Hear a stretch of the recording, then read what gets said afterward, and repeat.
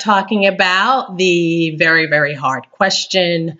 What is it that you want? And of course, I asked, well, what is the range of the job? And so we did this dance.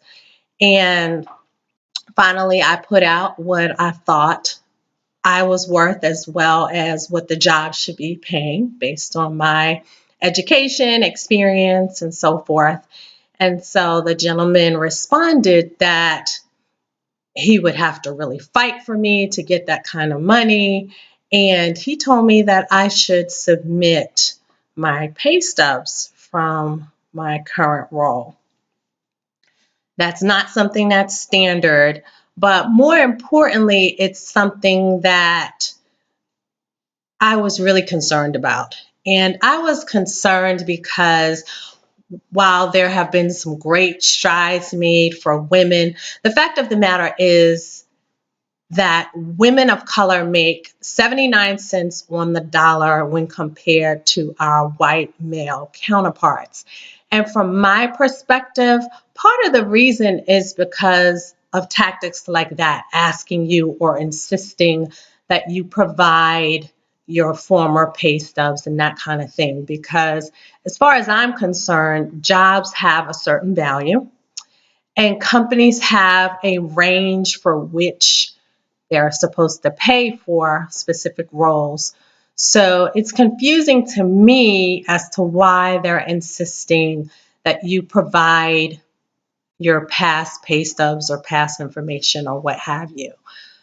While I was making or am making what it is that I was asking for, that to me, that's not really the point. The bigger issue is that as women, I think we need to take a stand on finally closing the wage gap, particularly as it relates to women of color. Because while overall women make 79 cents on the dollar when compared to white males, when you're looking at African American women, it's more like 60 cents on the dollar. And then when you're looking at our Latina sisters, you're looking at 50 to 54 cents on the dollar. And if we keep going at this rate, it's going to take anywhere from 2054 to beyond before that gap closes. So places like Massachusetts have been making strides in this area. Just recently, they passed the law, which will go into effect, I think it's July 2018. They passed a law where it is illegal to ask about current salary or past salaries during an interview. And I think that's a great stride in the right direction to closing this pay gap. But I also feel some other things need to be done. I think that we need to insist that if two candidates with the same experience, the same education are applying for jobs, that they need to be paid a comparable rate. I can't tell you how many times I've been in a role and my counterpart does not have the same education, does not have the same experience, yet he's being paid more than I am.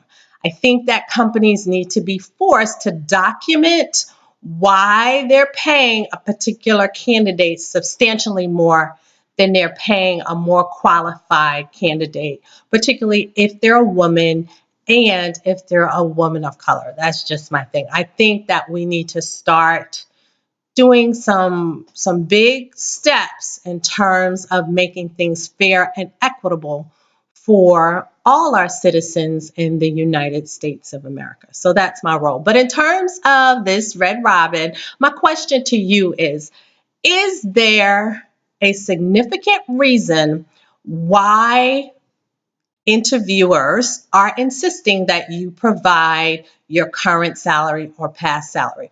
What does that have to do with the job that you're currently interviewing for? From my perspective, I feel it's a way to discriminate. I just feel that way. But what do you feel? So that is my question for today's Red Robin. Is there a reason why interviewers are asking for current and past salaries when it comes to the role that you're interviewing for today. So I'm putting that out there.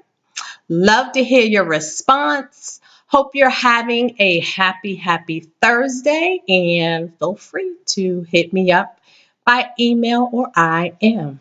Have a great day. Take care.